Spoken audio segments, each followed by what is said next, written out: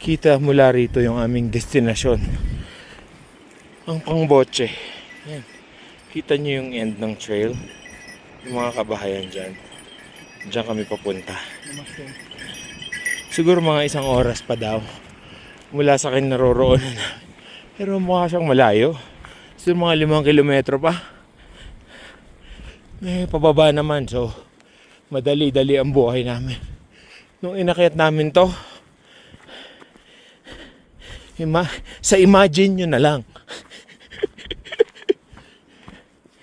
Ay, ang saya-saya. Thank you, Lord. This is an adventure every day, even on our way to and from. Totoo nga. Kailangan gagawa tayo ng mag-manufacture tayo ng mga sarili nating adventure.